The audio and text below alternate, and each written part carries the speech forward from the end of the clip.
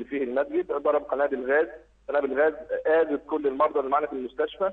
معنا اطفال هنا في الحضانات وناس محجوزين في عنابر الداخلي وفي العمليات. الناس كلها متاذيه من الغاز.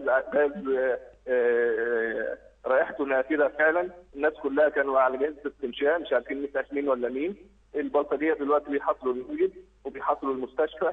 قوات الامن واقفه مع البلطجيه، واقفين يعني بيحموا البلطجيه وبيأيدوهم في احترام للمسجد.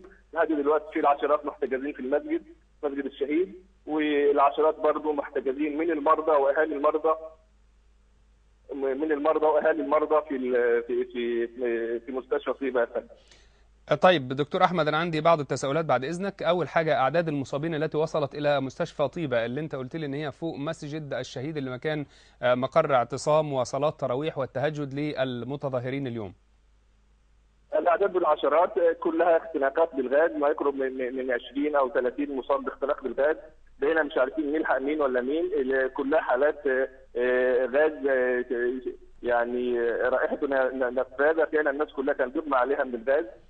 هل هناك أي إصابات أخرى يعني نتيجة مثلا؟ كانت إصابات الخرطوش بس كانت ضعيفة جدا وما وصلتناش أي إصابات بإطلاق الرصاص الحي.